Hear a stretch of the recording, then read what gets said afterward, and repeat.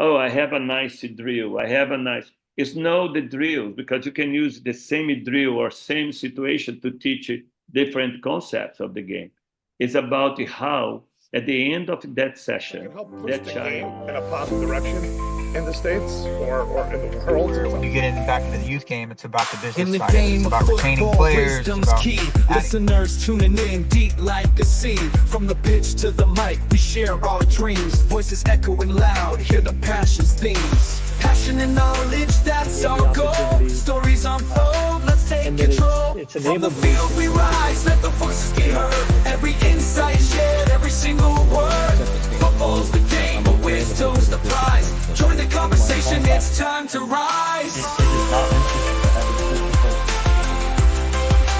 Time to rise.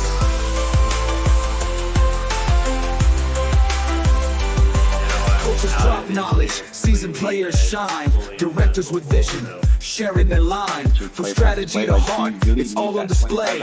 Unfolding the journey, every pass, every play. Learn from the best, feel the drive. In this football world, become alive. From the field we rise, let the voices be heard. Every insight shared, every single word. Football's the game, but wisdom's the prize. Join the conversation, it's time to rise. From the field, we're breaking ground. Voices of football and knowledge we're found. From the field, we're breaking ground. Voices of football and knowledge we're found. I can't tell you.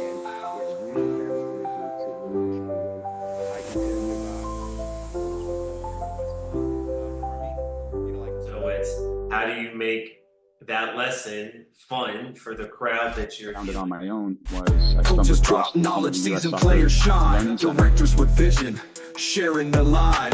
From strategy to heart, it's all on display. Unfolding the journey, every pass, every play. Learn from the best, feel the drive. In this football world, we come alive. Learn from the best, feel the drive. In this football world, we come alive. From the field we rise. Hello, everybody. Welcome back to From the Field, Voices of Football. Today, we're thrilled to introduce Coach Thadeu Goncalves, a visionary who uses soccer as a tool for peace and education. With a United States Soccer Federation A license and a Real International 1 license from Spain, and a P-Foot Level 1 soccer diploma, Coach Goncalves' journey began in 1979 after playing for Paulistas AFC in Sao Paulo, Brazil. Though his dream of playing for Brazil's Olympic team didn't materialize, he found a higher calling becoming an educator who guides young players not just in the game, but in life. Now his mission is to promote peace through the universal language of soccer. Join us as we delve into the inspiring journey of a coach who's transforming lives one player at a time. Coach Thadeu Goncalves, thank you so much for joining me on this podcast with me. How are you? Very nice to hear from you, Eduardo. And well, I'm very glad. Let's see what we can make it happen here and share ideas with our community. And like you said, it's very critical that we can use the tool of soccer to give opportunity for our children, for our young players to be better educated and understand that soccer is like their lives. It's like life is like a good soccer game. You need to know how to play. We need to make sure that you are well prepared. Absolutely agree with you. And let's share some ideas. Absolutely, I agree with you. Even though, like, in my point of view, like many players will not make it professionally, they are the next generation of parents, referees, and coaches. That's exactly correct. That's one point that, as in our conversation, you're going to understand that I changed totally my guidance in terms of how to develop our methodology. We call supplemental methodology to North America, to any country, is based on educate parents that in the future are going to become the coaches. Believe it or not, in the United States, 85% of the coaches coming from parenthood. They start to their young kids, they get excited, they see their kids have some potential, and now they're going to be the one that's going to care that child for a period of time. Of course, they're going to bring other children together. That's why if we can give them a little more guidance in terms how educated the children about the why, when, how of each concept of the game, I believe we can have a much better generation, having more fun, more unpredictable, smart about the game. That's definitely what we're looking forward to develop here in our country. Right. No, I absolutely agree with you there. So my first question I got for you, Coach Tadeo, is can you take us back to your childhood on that journey? Share some of the earliest memories you have growing up playing soccer back in Brazil. Well, as every child in Brazil, everybody, our dream is become professional player. And I had the opportunity to start when I was 12 in my local city, like normally the program do. And I carried this club for 5 years, where I had opportunity to go from youth until under 17. And when I become under 18, I had opportunity to receive call my first agreement, get a little pay to play for the club. But one thing that I noticed was I was not very excited about the way that this should go or could go in terms where I was. That's why I decided to change my gears to become an educator, a soccer coach. And that's why when I was in my last year as a player, I ended up starting to do my physical education degree in college. And I used those first 3 4 years to acquire the experience applying in the many clubs, especially in this Paulista, this professional club, the initial concepts about how we could focus on developing the intelligence of the players. That was a great experience. From there, I ended up going to. I did my specialization in Brazil when I worked with the coach Claudio Coutinho. This is many years ago. You're talking about 1978, 79. At that time, I received an invitation to go to Spain, and I took their national license. That was an open eyes, great experience. That's when Spain decided to change their gears, and they started to implement actually futsal in their schools. That was a very key point to develop better quality players.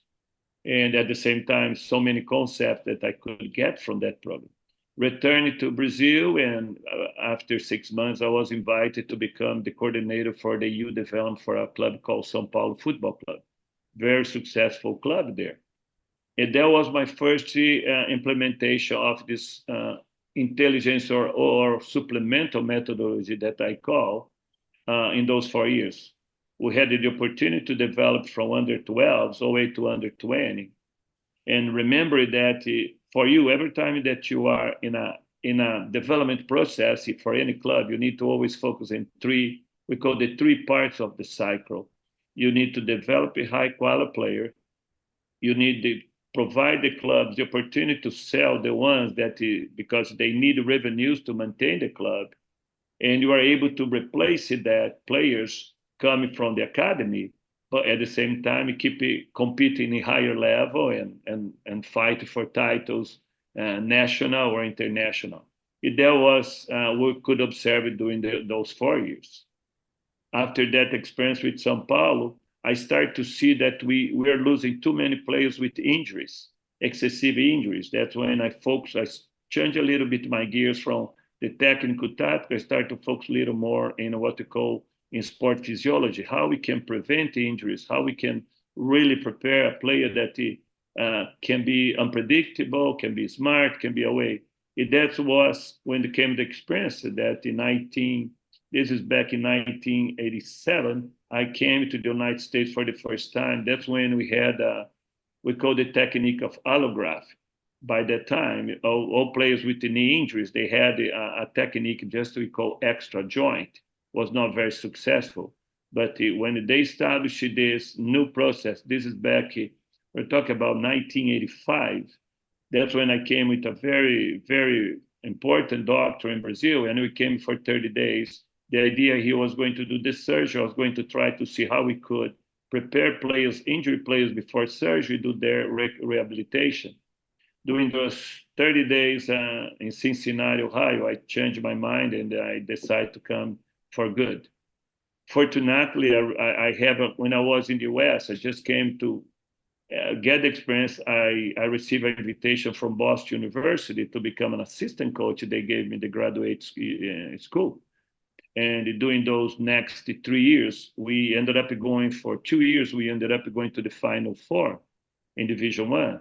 Again, put it on the ground, build from the back, using the organization, but more important is make sure the players have the freedom to create, be unpredictable, be smart in terms of decisions. That was a very good. In other words, the professional level in Brazil, the college level in the United States. That gave me a very good understanding what should be now our next steps. Instead of being so concerned about the older players, I decided to guide my analogy and expertise I have been acquiring during all those years and establish it for the youth level.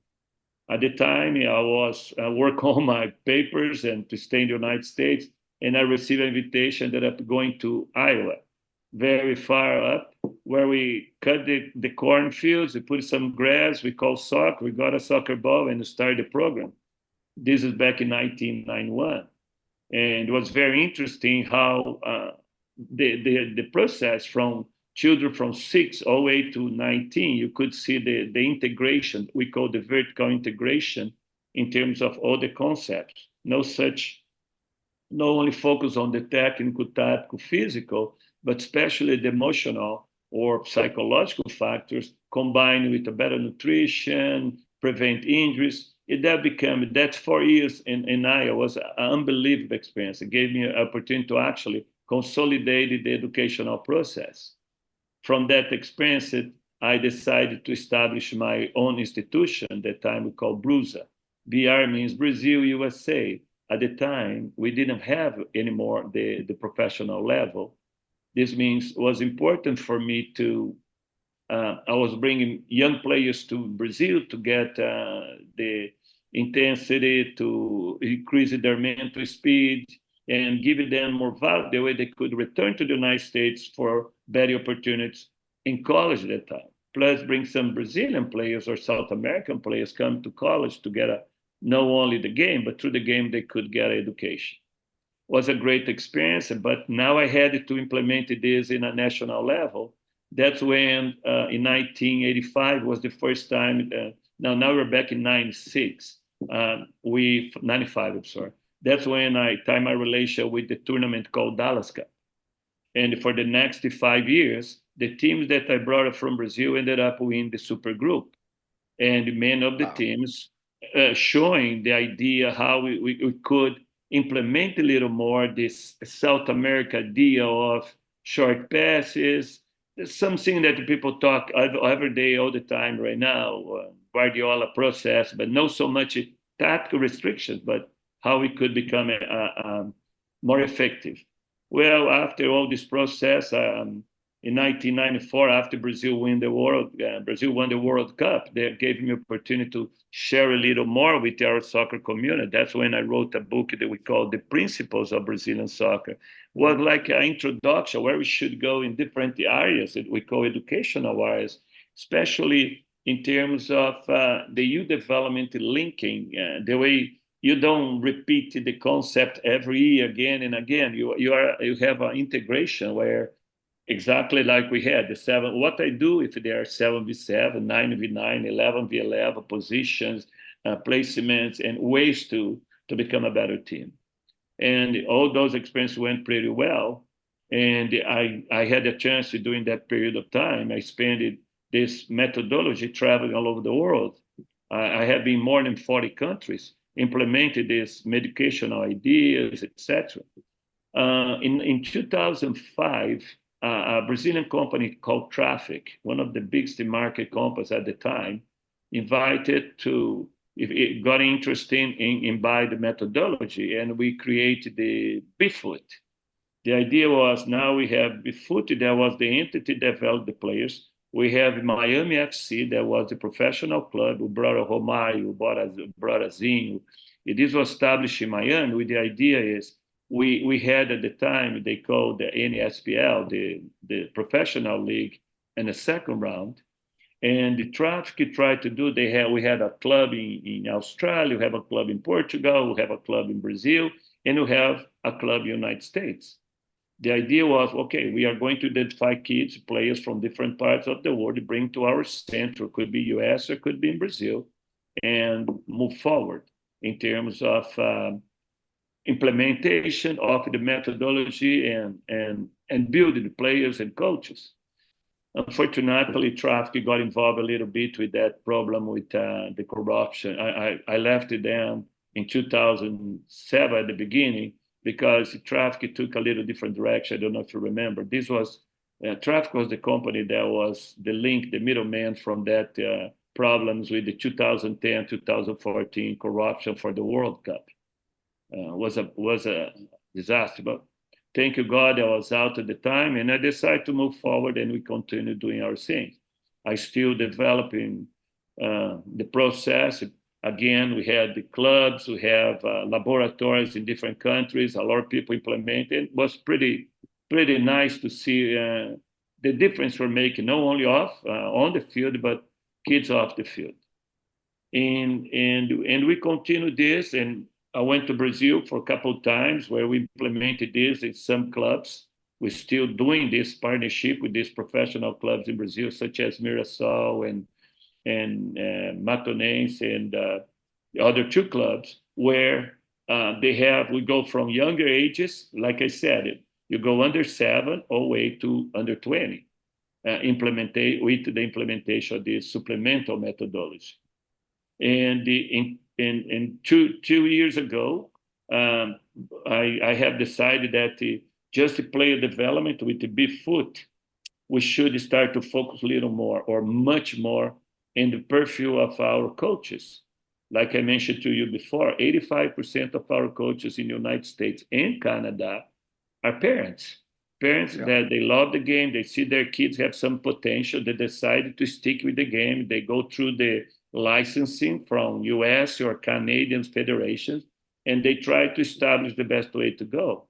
But one thing that we start to notice is we are too much restricting small spaces because so many kids, small spaces, we didn't spend too much time and focus on line, space, organization, how we compact it, how we build.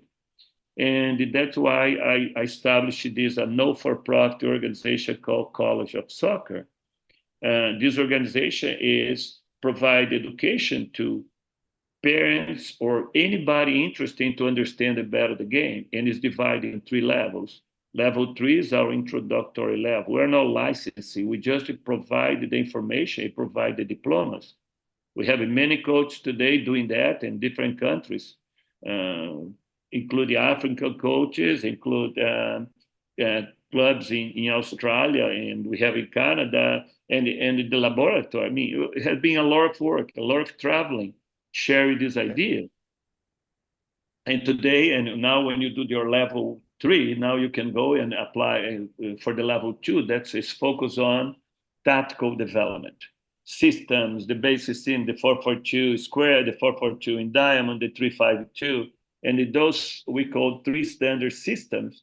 You can create any other variation. Comes with the diagrams, comes with the texts, and a lot of game review. After the coach has been approved for this level 2, now invited them to go to Brazil and spend there 12 days, 11 nights, following up from the under levels all the way to the professional level, how the process is developed based on this methodology. And the club that we partner there is called Mirassol. Today, Mirassol is the #1 club in 2nd division, moving to 1st division. Believe it or not, they don't buy players. They have been doing so well that the system they are implementing, very successful, that's where the guidance we wanna share this kind of information and this analogy based on mental speed. The players are able to make a decision before receiving the ball, based on the 4 heights of the ball, it go on and on and on, many concepts. That's becoming now my mission, how we can improve the quality of our parent coaches from youth level until the higher level they can go. Just to see, our former national coach was a parent, right. In the United States, shows that it's a successful process if we stick with the plan and we focus a little more and give the players the fun environment and the right information. Pretty much that's my little history. That's where I am today, in our little center here in Juno Beach, Florida, where we have a soccer field, and next to the soccer field we have our beach. The way we can do both environments, and we use the futsal, the 3 little environments. And I'm focused a lot on our under 8s, under 10s, under 12s, very young age. The way we are establishing right now the videos and information, the way we can provide it is for a no cost. That's why for a no profit, to get more parents or more people to use this kind of, again, supplemental methodology to increase the level of our game. And we keep more children in the game, especially in terms of mental toughness, because our kids have been going through so much in the last few years since this COVID process. Self-esteem, confidence, all those factors has been taking a lot of our kids away from the game. And our big fight again is how give them the opportunity to have fun and improve themselves. That's a little history I have here. Okay. Too. No, it's an incredible history you have there. One of the things I do want to touch on is, like you mentioned before, as a kid growing up, you wanted to be that professional player, right? When you decide to give up that dream to become an instructor or a coach, was that easy transition for you to do, or was like a hard decision to take? I think for anybody it's a hard decision because you want to keep it playing. Of But course. remember, I'm talking about 40 years ago. I mean, Okay. financially, soccer was not so effective like we are today, Mhm. and it, and I had other maybe I changed my mind based on the lack of enjoyment. I was not having fun playing. That's why after a Okay. few years, it's better. Maybe for me it was not that hard, but I know that for so many kids, they look back and say, "Oh, I wish I had stick a little more, and I gave Right. up too easy." You know how it goes. But No, that's no, exactly absolutely. it. No, I absolutely agree. It's hard decision to give up soccer playing wise, to get into coaching. It's hard decision to take. It is. It is. It is, and especially it's something that you know only you have a pleasure, you love to do, but could become your job. Could give you opportunity to financially be stable. Maybe at Mhm. that time, not much. Today is pretty different. The way everybody now sees soccer changes so much that let's invest in soccer because through soccer you can put a kid to. I always say you have three opportunities with soccer. You can become a professional player. You can become a professional through soccer, going to college, get a scholarship, get your degree. Mhm. Or third is you can end up become a soccer coach. You Right. can live it doing like we do. I mean, look at how many coaches we have around. Unfortunately, not many can do this as a full time because uh, the idea of soccer is like it's not so well paid to Mhm. everybody, but it's opportunity for you to care. It's some that was the way I could keep doing something I love to do. Now I stay in the game, I still doing what I love, but instead of player, I became a coach, Okay. and that's where we are today. So as you look back, like you just mentioned right now, soccer back then was not as lucrative as it is right now. All that money. Was there a moment that you realized soccer's more than just a game, and I want to do this for the rest of my life, even though That the money was not quite there? exactly that was. I didn't see that as a player could do too much basically because the where I was, maybe the opportunities there was no a top club. But I saw the opportunity and I love so much the game. The idea is I love to teach. I mean, I Okay. am a teacher, no?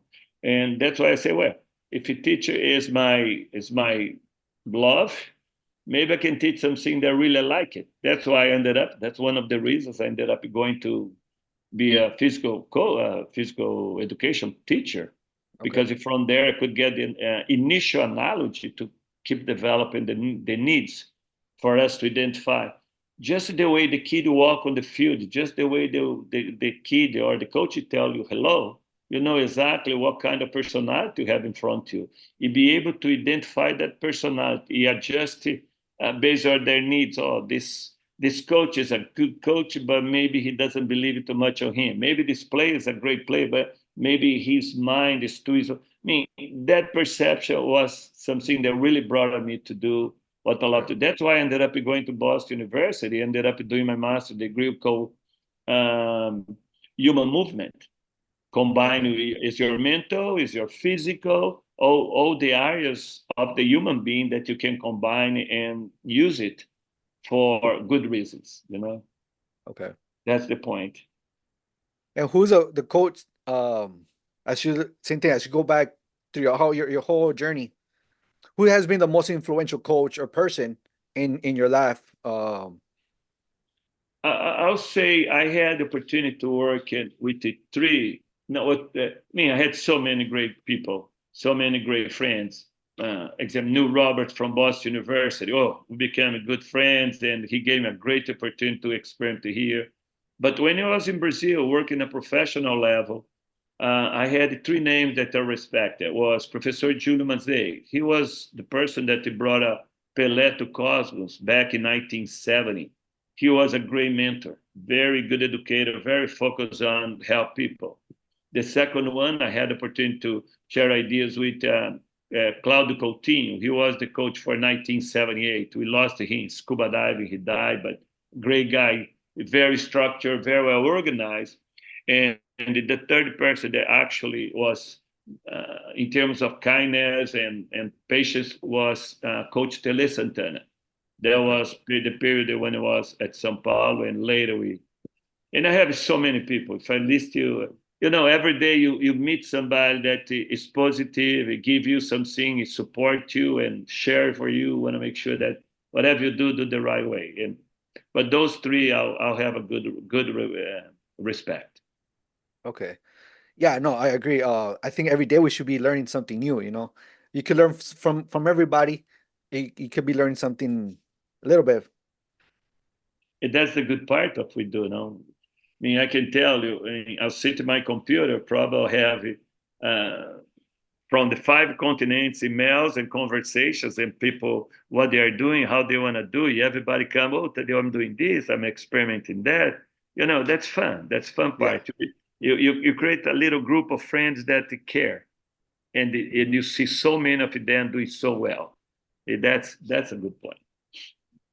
If you didn't follow your into coaching, what would you see yourself doing? That's a good question. That's a good question. Well, maybe I could be. I started before I go to physical education and be focused on. I'm supposed to be we call florestal engineer. I was doing study on that. My dad has a little farm there that he was producing that, and I could go to that direction. And my dad didn't have any problem that I changed my mind. My mom was mad because, no, I don't think you're going to make money coaching. But she gave me the permission, support me anyway. It was good. It was good. At least for 1 year, right? She give you permission for 1, 2 years. Like you gotta go back if you don't. I did it at 3. By the time I had to decide in Brazil, when you finish your high school, you have to actually make a decision to see what direction you want to go. My 30 year in high school, that one was my challenge there. In Brazil, we do 3 years high school. We Wow, did. okay. Yeah, now it's up to 4, but you had your last year. Oh, I want to be a doctor, go to doctor. You don't have like in US example, you have 1 year that you call liberal arts. You do the open classes until you figure out it, and you make more decisions on your second year. But at the time it was not available then, and I ended up going to do it, and I don't regret. That's the good part.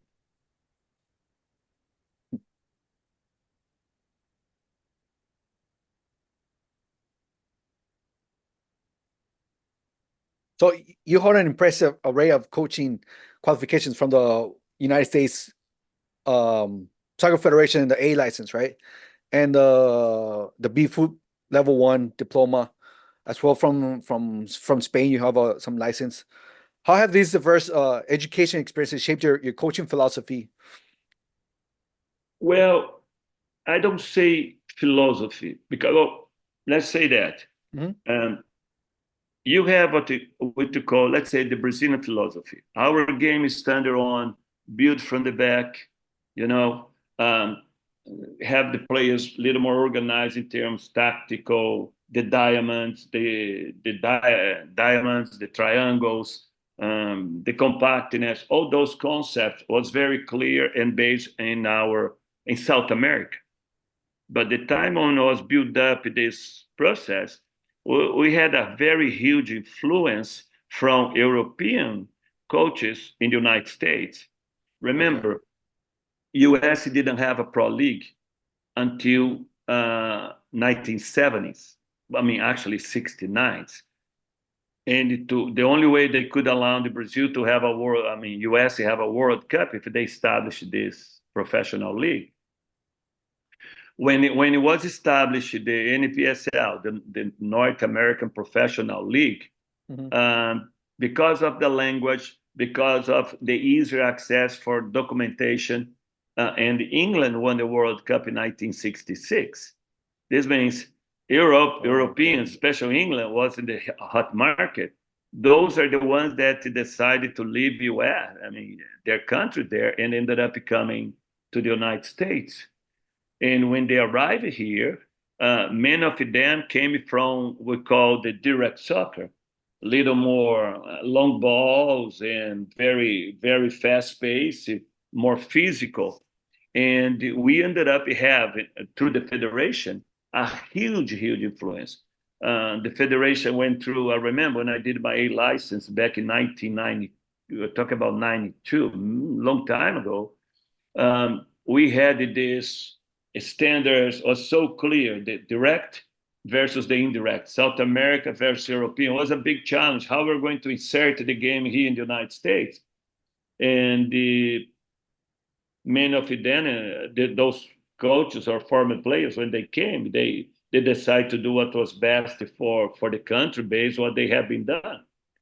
And we had the influence from Germany, we had more influence from England, the Dutches, means those three nations really established the base of our youth development.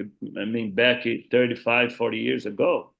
And I believe, and this was inserted in colleges because at the time our pro league didn't exist. College was the most important way for you to play the game.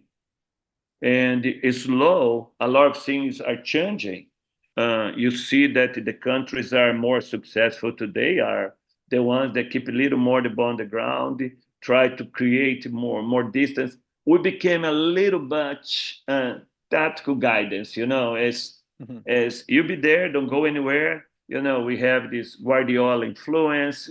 We have some coaches that really the Barcelona tic-tac, and it go on and on and on. Those brought a huge influence to our game here in the United States. Today, you see more and more clubs and entities trying to play the short game built from the back. That's excellent. We just need to be very careful, don't slow down the creativity of our kids, because soccer's a show. You want to go there and see something unique. You see, now we have a 14, 15 years old player play in the United States for a professional MLS league. The best, one of the best kids in the world from Spain, just is a 17. Brazil just export to Real Madrid, another 17 years old.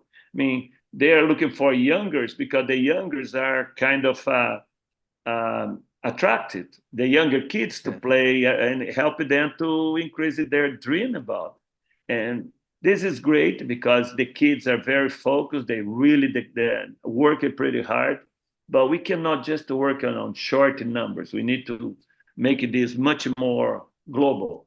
And that's why the supplemental methodology is focused about make a decision before receiving the ball. Because the way you have time enough to, you want to dribbling, you want to shooting, you want to, remember the game is based on 6 situations to score a goal. Every decision you make when you get there, you're going to be based on those 6. Shooting the ball, or individual penetration, or tactical combination, or long cross with medium high, or mid or high balls, short cross inside the box, or dead balls. Now, if we are able to explore those 6 situations, the player before receive the ball, based on the height of the ball, they know exactly what they're going to do. Put it on the ground, switch point of attack, look for diagonal passes. It minimizes the number of thoughts based where they are. If you're a defender, it's one personality of decision. If you're a midfielder, it's different one. And if you're attacking, now definitely you need to have more freedom. If we can combine those concepts and build up in early ages, I guarantee we're going to have a much more fun and creative and unpredictable player. That has been becoming my mission from now on, is this college of soccer to help promote it. Okay. So you mentioned that we gotta be careful with that creativity of the player, right? Do you think, and he keeps, because I keep seeing this, like a lot of the creative players are gone. Do you think that's true, or what's your opinion on that? I think we became too much. Well, we have three factors here that we need to put in consideration. Mhm. In America, in North America, include Canada, when I say North America, is Mhm. We need something for to today. We don't have time to develop the players with the pace of the players who can. Second is we have to win. If you don't win, you are not good. And when you put it success in terms results versus youth development, this could become a big problem. I remember see so many times the young ages, especially under 10, under 12s, even under 14s. You put the big kids in the front, you kick a long ball, the kid has the speedy size, go there and score. But that same child is going to notice that when the speed and physical development is start to relate it to different players, I mean, to the ones that didn't have that kind of physical capacities at the beginning, but they had to develop their technical skills because you always depend on speed. Mhm. Your skills ended up being jeopardized. We see this happen a lot. And the third factor is, you know, you want to be the best coach you can. That's why you want to put you there your little system, your little ideas. Doesn't matter if you play at 7, 8 years old. And the best way to improve develop the children is let them play and create a nice environment. That's why we play barefoot, we play rubber balls, we do futsal, we do beach soccer. We let them be exposed. We move around every position they can, the way they become a little bit better defender and play in the back. They know how link as a midfielder, they know how finish as attacker. In other words, my biggest concern is on those three factors: excessive expectations in fast results, more concerned about win than actually development, and the needs that every coach has. Because if they win, they bring more kids. If Yeah, they have more kids, they get more money. right. You know, the youth development here become a good way for a lot of people make money, but we are jeopardizing, kicking a lot of kids away from sports because when they see that they have no improvement, they don't receive the right information, or they are criticized too often for tentatively play. You see that many of them walk away not only from soccer, but they walk away from sports. Right. That's a very big bad. It's a bad situation for us. You know, we lose them for called video games. They prefer to go somewhere they don't have. They're not going to be blamed. They're not going to be, embarrassing from people. Those three factors really need to review every day. Okay. And how do you keep that balance between the winning and the developing the players? Because like you said, if you win, you get more players, which means more money, right? And as a coach, you gotta live from that. But at the same time, you gotta develop the players. So how do you keep that balance? Um, we have here established leagues and tournaments. I don't think anywhere in the world that the kids play more games than in the United States. We Wow, have really? no, they play tournaments. They have leagues. Now the leagues became almost 10 months a year. Mhm. Is a factor for increasing injuries, especially early ages. I'm not criticizing, it's just a concern you should put in consideration. But I think that's the reason when you go to early ages and you teach the right way, you teach them the 12 techniques. Every technique you have 4 phases. You show them the importance to coordinate their body. Remember, soccer, you have 3 dimensions. You have the player, you have the defender, you have the ball. It's a pretty complex sport. But we are so focused here all over the world and teach the kid how to trap the ball, shooting the ball. But we have to remember before they execute that technical movement, they need to be able to control their body. I think you definitely need to spend more time in body coordination and elasticity. We have today, I can tell you that from every 10 children from the ages 10 to 14, at least 3 to 4 of them are going to go through growing pain. And the increasing number of growing pain is because of lack of elasticity. In other words, the only way you can balance it, development and the success in terms of win games is establish it. First, you need to inform the agents, means the parents, that you're going to go through a development phase. Okay? Your child is going to learning to use both feet, is going to learn how control the ball in the forehand, etc., etc., etc. Great and successful programs become successful no because they are so worried about when they are under 8 to under 16. The child start to have a much more stability in their puberty by the time they are 15 to 16, that they have more control in their hormones and their personality. If we accelerate too much, you could lose so many. I remember that was how many articles I wrote it in terms of when I was in Sao Paulo and I was in different clubs, is the concerns we have about win instead development. You can do the balance. I think you can do the balance. Teaching, but remember, every day the child comes to the field, they need to live learning something. You don't want to go there. Every day is the same. Move the cones around, move the color of the cones, but it's the same simple, keep that boring, consistent, and no development sessions. This is very common we see. If we go away from that and our educators, coaches, our coaches, can explain a little more why to do, when to do, especially how to apply, those three answers are important because we start again, like I said, we are work on their mental intelligence. If they mental speed, they are able to make a decision before receive the ball. If they are able to do that, now they have more time to make the best decision. If they do that, they are not only becoming more unpredictable, but they are going to be exposed to less injuries. And that's something we really need to be concerned. Okay.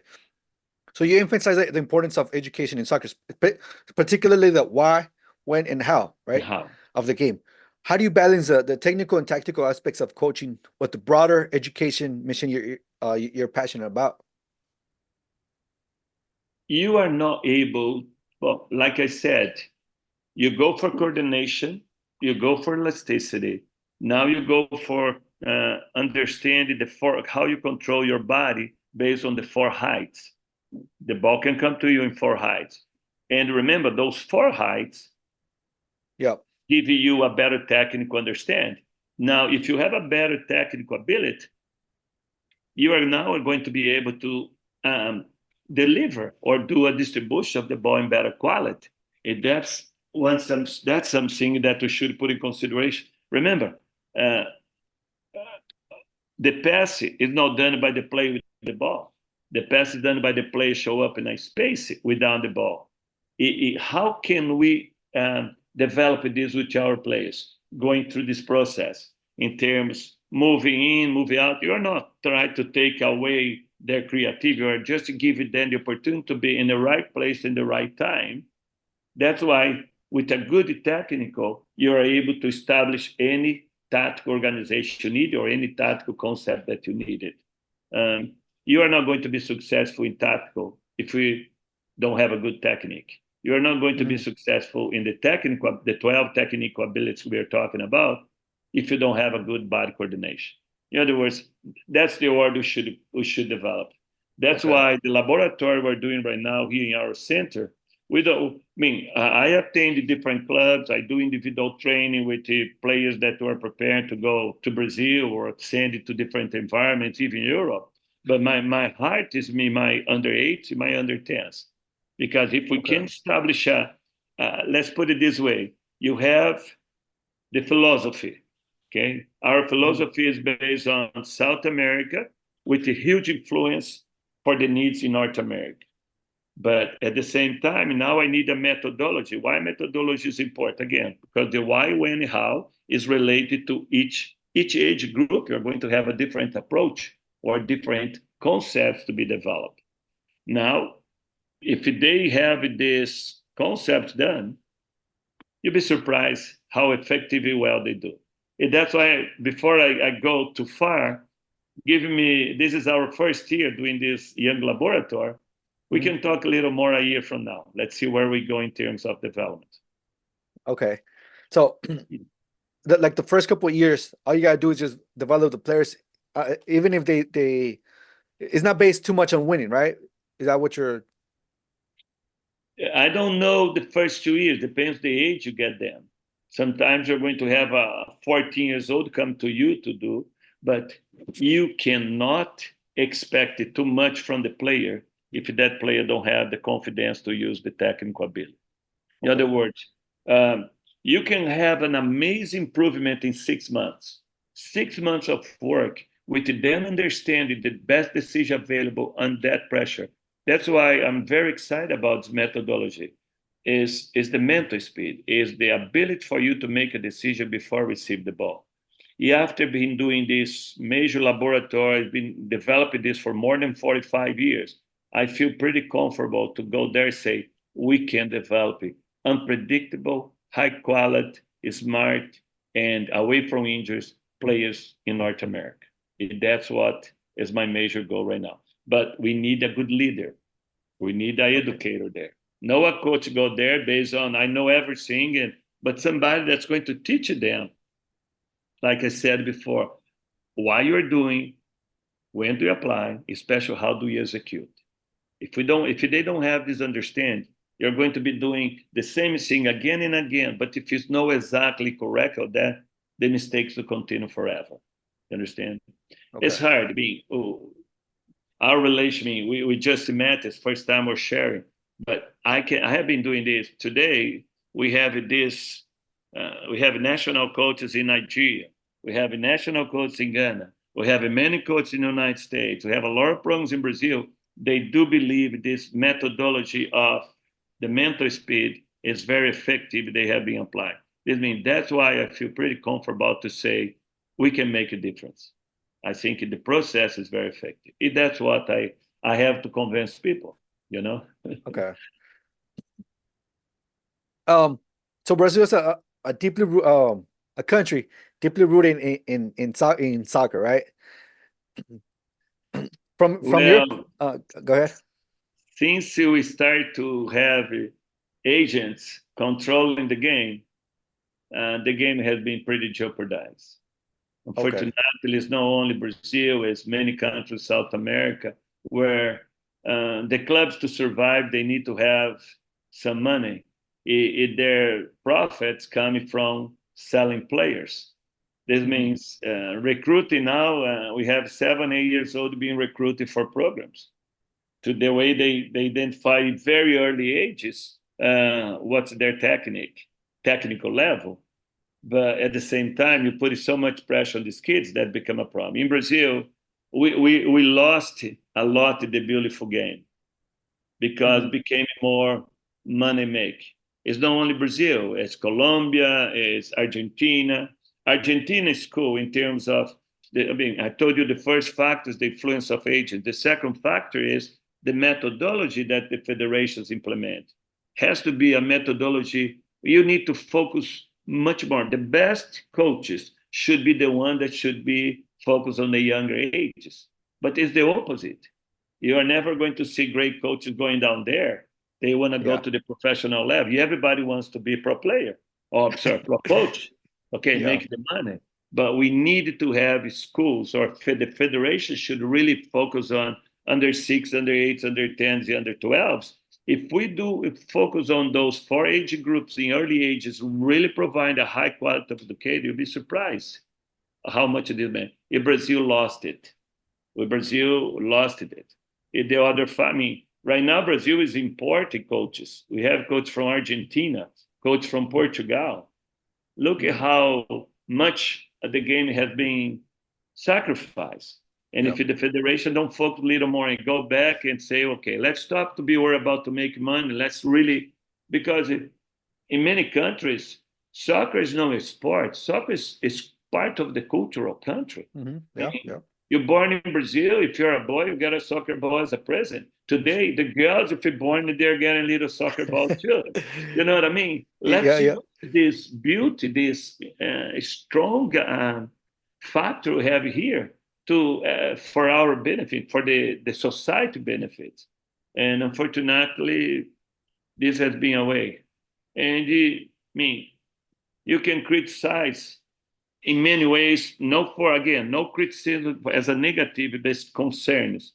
I do have a lot of concerns, and we talk a lot in Brazil with so many people there that we're searching for a different way.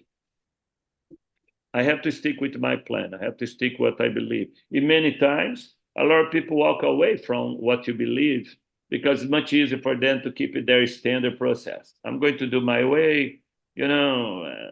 I'll get the best kids. I'll recruit the best kids. I get somebody behind me that has the money. I provide the 50% scholarship to the kids. Now I'm winning games. In 2 years, I'll be the strong club. You can see. You're going to notice that every year the kids go to a club. From that club, they jump to a different club. They jump. They don't create that social integration terms. Be a unit. Go together. Many of the kids, they'll change it. They get unhappy. They go. Who are behind that are the parents that are searching for. No, my kid is the best player, and this is starting to happen in Brazil too. Okay. That's the point. Yeah, it was where the love for the shirt, you have players back in the days where their whole career was with one club. Nowadays, it just seems like they just every season they keep changing. Yeah, many of them, they get a contract. They play half season very well. Now they want to make more money. They start to play not so well second season. Now the clubs release it then, pay the fees. Now they jump to another club. That's what I'm trying to say. The agents control the game.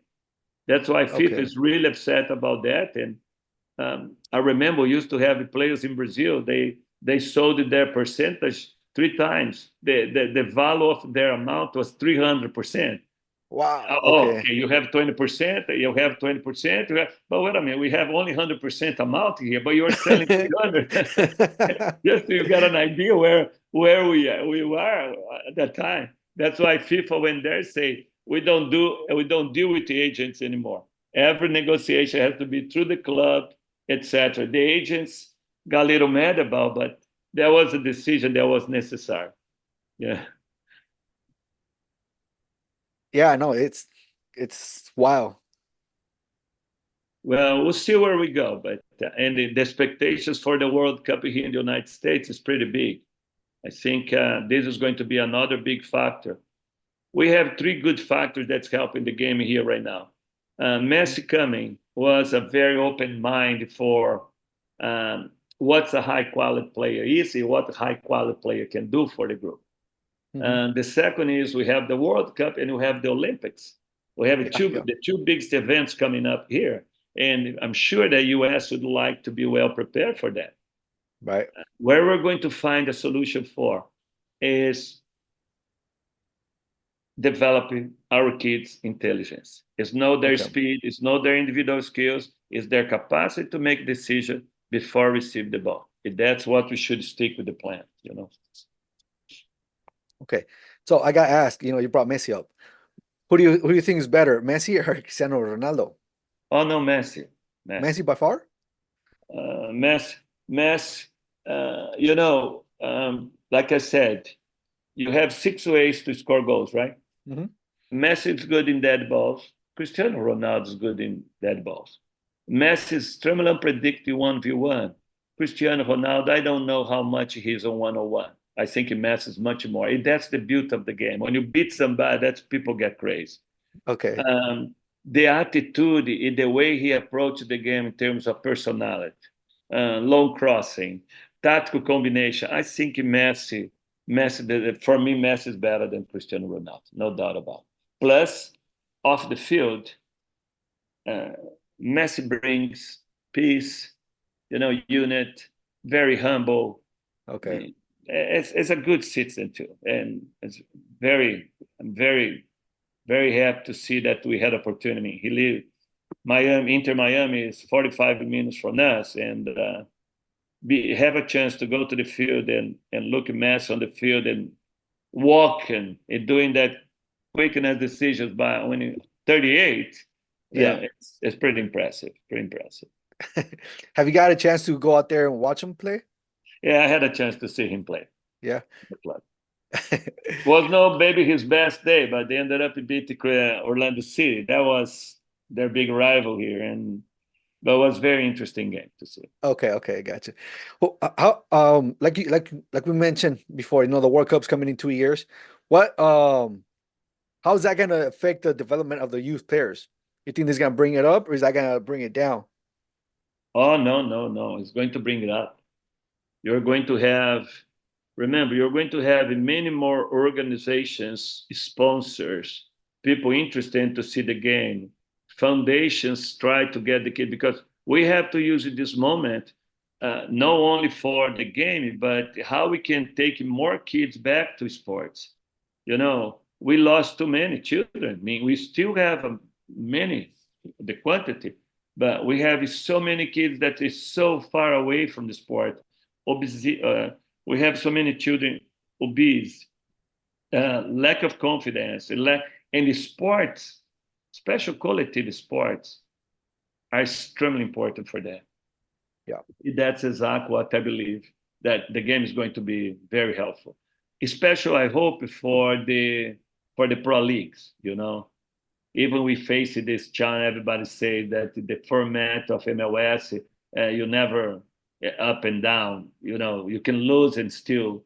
But I know the federation tried to find a ways to motivate them and create a little more better ways to do that. Okay. And invest in the amateur leagues like this UPSL, USSL. We have so many amateur leagues around the country now that are giving opportunity for a lot of young players, high school players, prepare themselves in a little more competitive environment. And believe it or not, you go, you win the league, they pay you some money. Now the money brings the guys more excited. Oh, now it's official. Because you have all these youth leagues here, I can tell you the U.S. clubs, the MLS next, NSL, whatever. All these youth leagues are nice. Yeah. You just don't see, like a year plan in terms when you are pushed, when you play semifinals, when you play finals, because the country is so big. I understand that, but I think we need to, do our state competition. Little more the top teams. That's what you should do. The top teams should feed the professional teams. That's the easy way. But a lot of times you're going to find a lot of youth clubs. They don't want to release their best players, because they release their best players, they don't win. If they don't win, they don't bring new kids, they don't make money. We need to kind of get a little balance somewhere there. And I know that everybody's trying to do the best way to balance it. It's just pretty impressed. We're the #1 registration in the world, United States. We have more kids registered in FIFA than any country, including South America. And we have the numbers, we have the structure. I think we just need to do is calm down a little more and create a more educational environment. Forget to be so much coach, becoming more educator. That's what I think is a big factor here. Not controlling every aspect of the game. Is that what you're trying to say? Exactly. Such as how you're going to plan your sessions. I mean, today we have so many entities, organizations that give you lesson plans, how you integrate it. But I think that's nice. But I don't think you should be so much concerned about drills. Do this drill, do that drill. I think you should concern about how many techniques we have? 12? Okay. Let's focus each one of them, each 1 or 2 weeks. Oh, we have 4 phases to develop those techniques. Let's go slow. Phase 1, you introduce the step. Phase 2, again, static obstacles. Phase 3, game situation. Phase 4, like we have here, game condition. But follow our order, slow, consistent, And every day the kid leaves the field, they leave the field happier and better. Versus Okay. I go there because you get to the point that coach 2, 3 teams. They get to their session, they're so tired because that's their second job, sometimes Yeah. even their 30 job. They get there so tired, okay, let's do this, let's do that. But suddenly you get the team, they have the good kids, and especially, I mean, let's say our group, our Latin coach group, everybody there loves the game. The passion is so amazing, I admire so much. But if they want to go there and give the best they can, but a lot of times they find extra challenge, high demand from parents, who pays play, etc., etc. And this is not going to change. It's just if your child is happy there and is improving, your job is done. And the Okay. time will bring it down to the level that you expect. Okay. So I'm gonna go back to a question about the World Cup, right? With the World Cup being here in 2 years, a lot of people are gonna be watching it. And as it is, soccer right here in America, it's expensive as it is. Do you think that's gonna increase the prices, or is that just gonna lower it down a little bit, where we can have more players coming in? When you say high cost to play, Yes. that's your point. In other words, today to play for any soccer club, I think your cost year minimum will be $15,000 to $2,000, Correct. right? Plus you Correct. have expense to travel. Plus you have. I don't think the low-income parents that have the kid that has so much talent is going to have a chance. And you say, but we offer scholarships. But a lot of times they don't even have a chance to get close to the field. Yeah. And I admire means we have these ODP programs that are very nice, but again, the cost is so expensive that becoming pretty hard for any child with the talent to go. We need, I think, give more attention to the Latino community. Here in Florida, we have so many great players from Haiti. We have so many players coming from different countries. Their talent there. It's just to give them free. You want to see how impressive it is? Give them a free play. We call pickup games for under 8, pickups for under 10, but don't charge. Just let them come. Make sure you have a good insurance there. Let them play for an hour and a half and go home. There you start to identify so many good players. That's our next step here, provide free environment games or training or whatever you want to call once a week. The way we start to bring them to do what they love to do. And the parents will be 100% behind, especially the ones that are not able to afford to pay. And many times they are, because they can afford it, they don't even looking for. And we ended up losing high quality players there that could really help the program. No, I agree And the completely. World Cup is going to be big. Yeah. No, I agree. Like if it's $2,000, you have 2 kids, that's $4,000 per year that you have to be paying. This is just a minimum cost, because uniform. Now you need to go somewhere. You need to travel. You need to eat somewhere. At the end of the day, you're talking about $6,000, $7,000, $8,000. If you have 2 kids, you're spending $12,000. I mean, $1,000 per month. That and your revenue is for $3,000, $4,000 a month. I mean, it becomes pretty hard. And they don't even come close to. They don't even want to try. I have seen this happen so many times, including with me. That we identify good kids and we told them, we can provide a scholarship. But the times they have to work all day, they don't have the time. And it's hard because I know the parents want to have their kids there. It's just the opportunity to do. We ended up that maybe we have to start provide transportation to those children, because transportation is the big factor. The parents want the kids to do, but a lot of times the parents are not able to bring the kids there. But all those things cost you money. And that's why, as a no-profit, if you can have donors helping you to minimize some of the costs, you are able to do. If you're not, all the clubs have to go back to the fees. No? Right. No. We'll see. One of the players in my team had the same problem. He left our team because he wanted to go to a different club. He found out how much it was, like $2,000. Like, no, I want to come back, but unfortunately, he was somebody else. We already had gotten a player But yeah, he tried to come back because of the prices. It was too expensive. And there were three of them. So it was him and two of his siblings. Now, the parent loved the game. They went there for new experience. They figure out the costs. Imagine now you by yourself is have three kids have this experience. Imagine now multiply this all over the country where we are. No, it's expensive. It's and these children depends on no profit or no for profit organizations. That's the only way we can really provide them a stable participation. We'll see where we go with that. Just gasoline, just to have a meal away for many parents is a problem. You know, It is. Yep. No, I agree. especially depends where you are. Yeah. No, there's some places that are more expensive. California, it's really expensive over there. I know.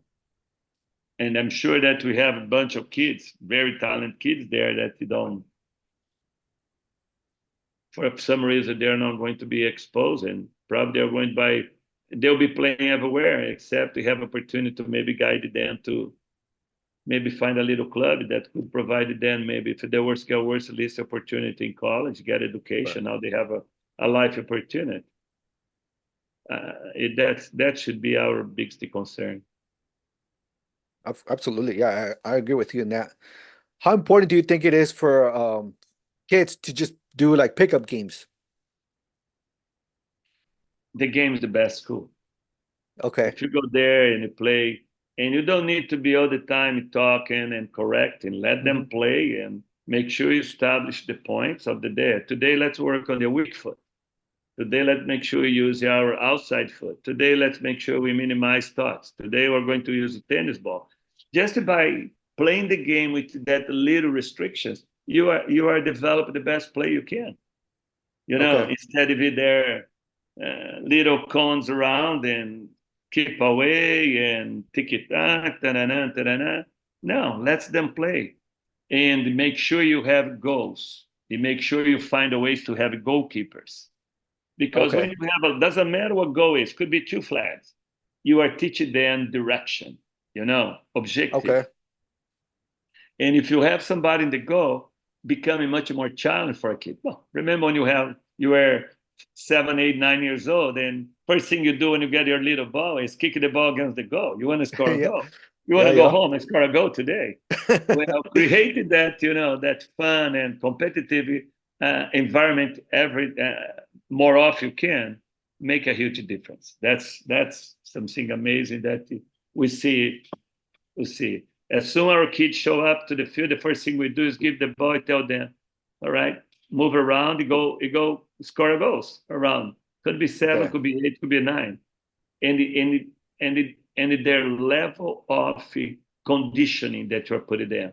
Put them to run, put them to do somersaults, put them to do jumping, changing directions, making them much more active versus slow paces. Well, I'm bringing to you a way that I see the game, a way this last 45 years have been showing me that you can get much more results if we really give them the freedom, follow up with the guidance, but no restrictions. Guidance is one thing. Too much restriction, too many restrictions could be a problem.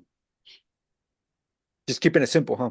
Simple. Oh, simple. That's the word. Simple. Yeah, I remember one of my courses. When I was taking my license course, that's what they told us. Like, if you let them like the first couple minutes, just let them play. They know how to play. They're gonna play, like you said. They're gonna go and kick the ball to the goal. Well, normally you wanna establish in America we have the standard 90-minute session, right? People use the 90-minute session because that gives you 80% of the clubs who have public parks. They give you maybe 2 hours or 3 hours twice a week. And that's what you need to do that. And suddenly you have 200 kids to put it there. But we always should go for something they need to improve in their body, physical part, bring it to the technical development, get the technical, and bring it to what you call functional training. we are little short here. He explained to our players what's their function of the game. If you are a midfield, let's say you are center mid, what is your priority? What is your responsibility? Of course, this will come on time, but we are missing that point. We are missing where they should be without the ball. Again, pass is not done by who has the ball, but who show up in our open space to receive the ball. And exactly the point. If we can create that uh, lesson plan where you are able to put it a little bit physical, a little bit technical, a little bit of technical, tactical. Tactical means game condition. And every time you can, every session if you can, put it there the last 30 minutes, play the game. Play the game. We have, but we play 11 v 11, but we have only 18 players. Find a dog, put a parent, it doesn't matter, put somebody in the goal, but get out there 22 bodies, or that's why I always recommend it to teams to play similar age at the same time. The way under 15 can train with the under 16. You can get your defense under 15 versus your attack under 15, your defense under 16. You know what I mean? You mix up so many ways that you are able to create one thing that is one of the big factors we're missing in America. We call aggressiveness. We are not aggressive enough in the game. Aggressiveness doesn't mean you're going to be league or hurt somebody. Aggressiveness, you want to win the game. You want to go get the ball. And those three aggressiveness we call, I don't have the ball. We do the team aggressiveness. We compact the way we can get the ball.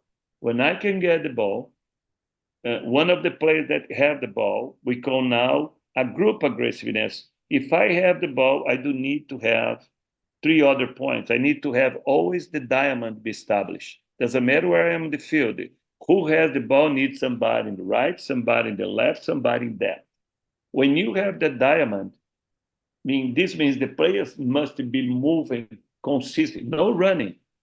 If let's say you watch Messi play, you're not going to see Messi running all the time, but you're going to see Messi walking to where he could become an option for one of those 4-3, because who has the ball is point to one of the other 3 points that in that right or left. If our kids always are able to move to that kind of understanding, you always are giving many options for who has the ball. And the third one is we need to, when you get the ball, go score, be aggressive. Of course, score means you don't say always you have to dribble everybody, but you need to make sure that you're smart enough to identify when you have the ball, where is the best way. I'm going to use long cross here. We can use short cross. I'm going to do tactical combination. No, I'm going to shoot in the ball. Relate to that decision, but always focus and score. Sometimes we go too much side to side to even look what should be our target in terms of vertical penetration. Right. No, I agree with you. One of the things I tell my players is just keep yourself moving. You don't have to be running, but you have to keep moving to where you could get the open space. Where can we penetrate and look for the open space? For the open space. That's exactly the key. And how do you teach, or should they already come with that hunger for the ball, wanting to win? Like you said, there's an aggressiveness. You said aggressiveness. That's why we start under 8s, under 10s. Is you lose the ball, you need to go get it. We don't have the ball, and the closest player for that first attack, let's say we lost the ball, the player with the ball, the first attacker has the ball.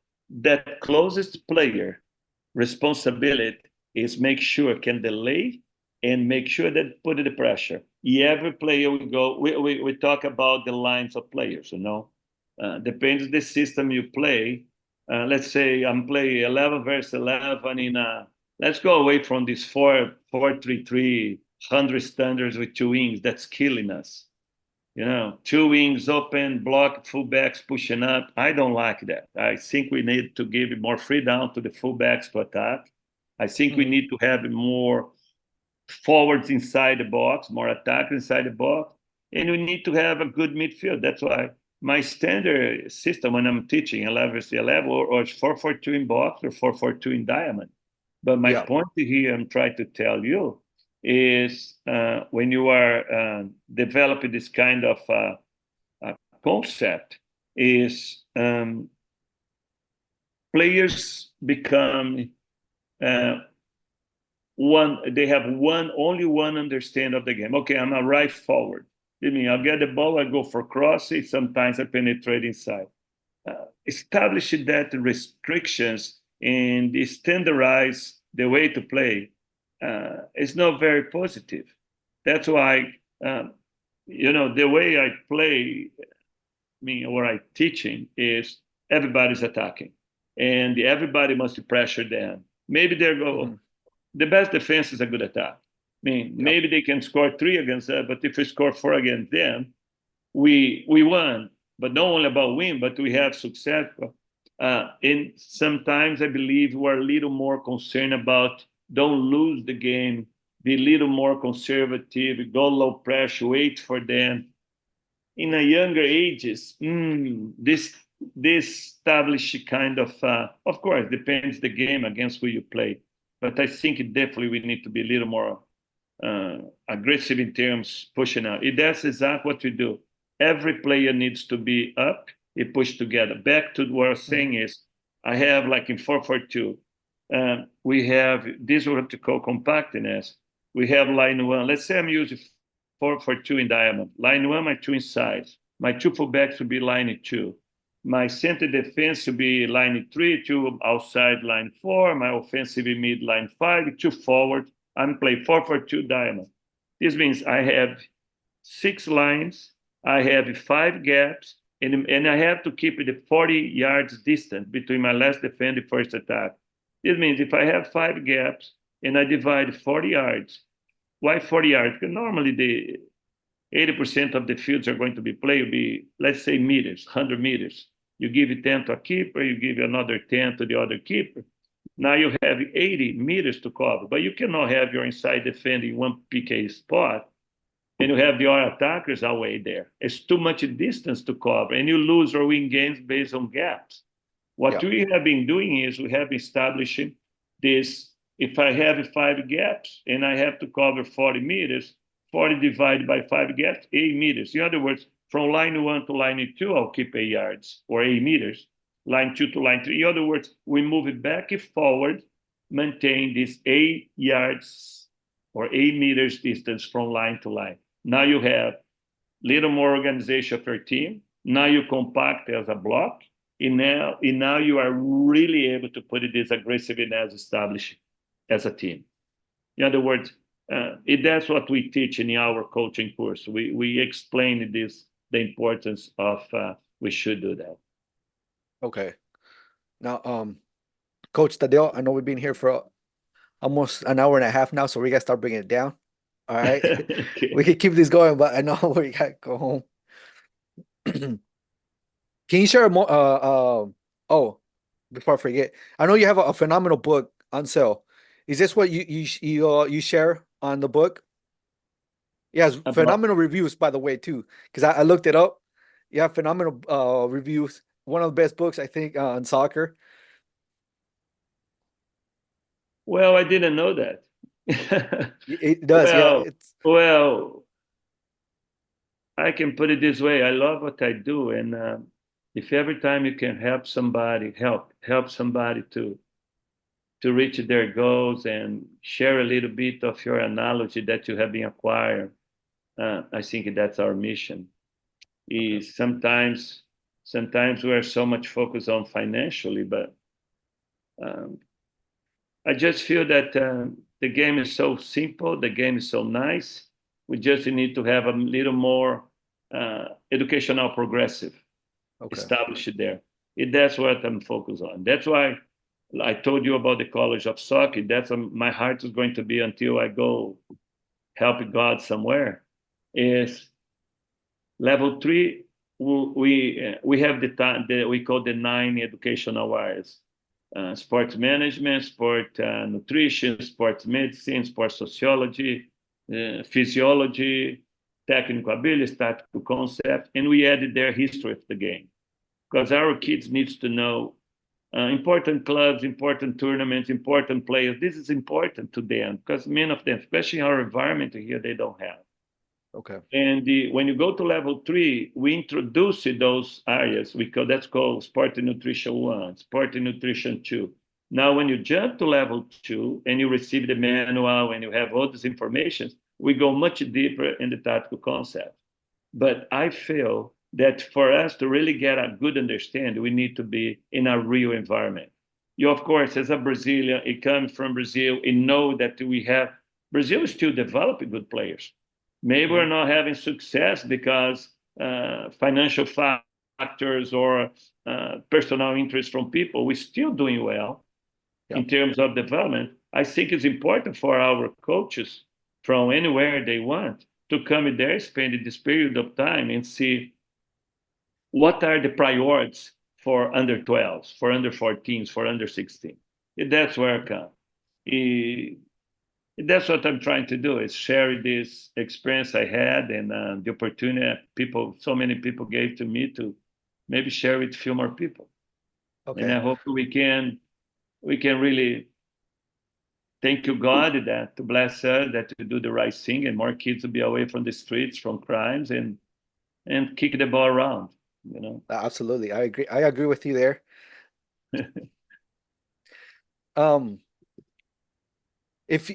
What advice would you give somebody who's pursuing a career similar to yours?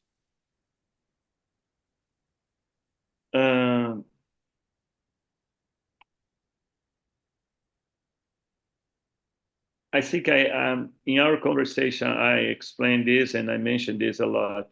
Do not become a drills coaching. Oh, I have a nice drill. It's know the drills, because you can use the same drill or same situation to teach different concepts of the game. It's about how, at the end of that session, that child left the game. You are able to help the child to mistake is made it, explain the why, the when, and how. Always back to why, when, and how. If you can become an educator, more educator, and then actually become a coach, nothing wrong. Don't take me wrong. But a lot of times coaches come from previous experience they had as a player, or they work with different coaches. They put their cake, they have their manual there. Sometimes their manual is the kids who come, show the idea, do this, do that. No, let them understand why you are asking them to do, when they should apply, how they should execute. If anybody wants to have success, of course, in anything you do, but especially when you are coaching or teaching players, is provided them the analogy that based on their intelligence, they are able to become their own coach. They are going to be able to identify the decision, the best decision available on the field, and execute them. Of course, maybe at the beginning they'll make mistakes, but the more they do, better they become. That would be my recommendation. Be educated instead of be so much on drills and coaching. Right. Keep it simple, Not a lot of instruction, but just keep it simple. Exactly. You can give the instruction, let them experiment. They'll make a mistake at the beginning. Maybe they do 3, 4, 5 times the same mistake. By the time that you're patient enough to show, hey, we are doing this, try to do this way. You are doing this, try to do. You always remember, that's the wrong way that you did. You can do better than that. Let's see how you do it the right way. Let them, you show the wrong, you show the best way to fix it. You let them try to execute the fix without pressure. The way they start to clarify, comprehend that decision. And you'll be surprised. You'll be surprised how much success you have. All right. Yeah. Asking questions, I think, is another great thing that you could do. Ask the players questions. Excellent. To see if they understand, because sometimes we call the 4 steps of learning. You listen. If you listen and you understand, you are able to execute. Better you execute the correct way. Now you become expert. That's exactly what your point you're looking for. So as you look back to your whole journey, what legacy do you hope to leave for your players in your community? They become a good citizen. They become a good people. They understand that it's always good to have a good spiritual approach. Thank you, God. Pray and make sure that sometimes they will be alone. Sometimes they'll be sad. Sometimes they'll be frustrated. But extend them from actually what you're doing there. The second is, um, unfortunately, till you get better, you need to make mistakes. Yep. Mistakes are part of your improvement. And one of things that you can notice a lot when you get a coach that are extremely critical, they freeze the decisions of the players, and it ended up become a not so effective because they are afraid to make mistakes to be criticized by the coaches. Let it go. Let it go. You go and do again and help again, and that's what I hope we do. That at the end of the day, when you walk away, you know that somebody there is touching somebody's life, is some more kids' life, and like I said, and we're promote, educate, peace. We need so much of that. That's beautiful. Beautifully said, Coach Thadeu. Thank you. How can our audience or people know more about you? Well, I have a site we call bfoot, bfut.net. We are finalizing our second institution. That's the bfoot now is more focused in players development. You know, we have our laboratory here. We do individual development for players. We send the players to Brazil. We send the coach players to bring players from different countries here. That's what bfoot is about. And now we are finalized the preparation of the College of Soccer. That's for no profit. That will be the one responsible to focus on develop coaches, players, coaches. I'm sorry, players, educators. But if you want to learn more about what you do, go to bfoot.net, and you can contact our. You have our website. Our Instagram is bfoot Brazilian Soccer. Our Facebook is the same, and you can go to YouTube to bfoot TV. Those are a few ways that you can learn a little more about what we do, and I just hope that we can continue build up more friends, more people interested to use the game for the good reason, and it generate good opportunities for our kids, boys and girls. That's the plan. Sounds good. Sounds beautiful. Coach Thadeu, what's next for you? Like I said, my life now is going to be focused on the development of this College of Soccer. Okay. We are in conversation with some country that maybe introduce our methodology. I would love to see more people going through our educational process. People asking me if I do the licensee from bfoot and now College of Soccer, do I get a recognition from USSF? No, you don't, because every federation, they have their own standards. But what we want to do is provide extra contents. That's what I call supplemental methodology. For you to go from level 3 to level 1 in our program, you're going to invest $4,500 for the 3 levels, including the Brazil program. Today, for you to do a C license in the United States, you spend $3,500. Yeah. I mean, it's too expensive to get analogy. And another important thing is every club that's interesting to get our analogy, we can go to the clubs. If we do the level 3, we normally level 3 recommend we work for under 7v7 under 9 will be from under 8s to under 12s, and normally do in 2 programs. We go to the city, we spend it there a weekend, or we do during the summer. We do it's a 15 hours program in the morning, And in the evenings, we provide the same, the way the parents that work during the day, they can come and take their level 3 practical with us. If the club or any club anywhere wants to do the level 2, we go there. Now we provide the 30 hours of program. We call the day camp. We do 30 hours, 6 hours a day, where in the morning we develop the technical physical. In the afternoons, we put all the tactical concepts. And the coaches, they'll get cost for free. They get education for free. And we go there when we do the process. By the time we go away, we provide to the coaches 12 weeks lesson plans, the way they can review what we have been done there. And finally, they go and spend some time eating good food and watch a good game down in Brazil. Now, that's what really are very interesting to promote, and that's what my heart is. Okay, that sounds really good. Watching a soccer game in Brazil. Oh, especially when you get a Libertadores da America or you get the Brazilian Championship, good games. And Are they intense? Are they intense as they seem? The Libertadores. it is. It's a Okay. good. It's the kind of aggressiveness that I dream we one day we could have up here. You know, Okay. it's no I like it. It's no the aggressiveness of it. It's the don't let them make a decision. Don't give them space. And because Okay. you don't have too much time to make a decision, you force yourself to improve your mental speed, or means make a decision early.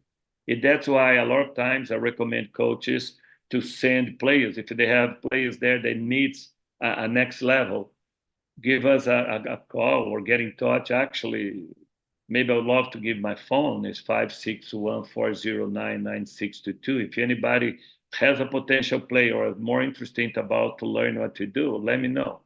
Because I'm sure that you can really upgrade the kids or coaches for the next level. That's Okay. our mission. Okay. Okay. Would you rather watch go to a soccer match or go watch a training session? Oh no, I love the game because So you the rather go game is to soccer game? because because the game is where you see um, you are able, when you analyze the game, you are able to see what that club is. Of course, Okay. it's so important you observe the way they will develop that concept before go to competition. But if I have to choose between game and practice, I want to be sitting down, the stands, really analyzing, Okay. see how their performance, see how they organize themselves, their attitudes in terms of the game. You know, Mhm. that's more enjoyable for me. Okay, gotcha. So the next couple of questions I got for you, Coach Tadeo, it's just fun questions. There's no point to them, but I still want to ask them. All right. So imagine soccer was played on the moon. How would you adjust the soccer technical aspect in zero gravity? Interesting. Well, first thing you need to put a little weight in the player's feet and make sure the ball is a little heavier because to keep on the ground.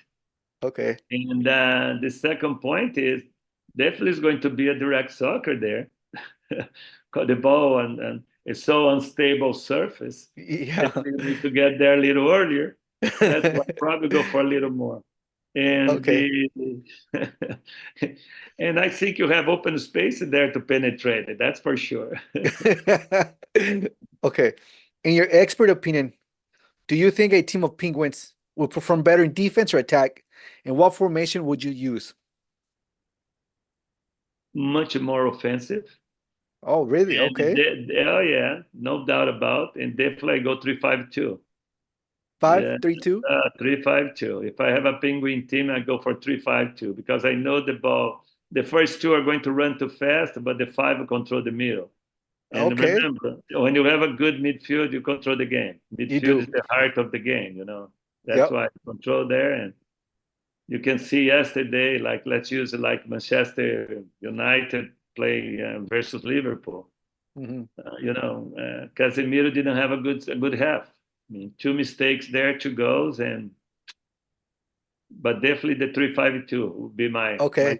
my system for the The Penguins. Penguins. Okay. Okay. All right. What's your approach to coaching a team of ghosts? my approach to. Uh-huh. If you're gonna coach a team of ghosts, like a ghost, Uh-huh. a team of them, how would you approach? Goals. Mhm. Well,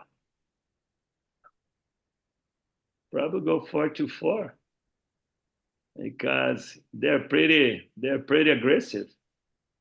I think definitely we're going to force the other team to make mistakes, and I'll be able Okay. to score a goal there because, well, they'll force the other team to make mistakes for sure because they'll be so abrupt, so quick. But Okay. I'll go for 4-4. Okay. So here's the last one I've got. If every time you scored a goal, you had to sing a karaoke song on the spot, which song would you go? Which song would you sing?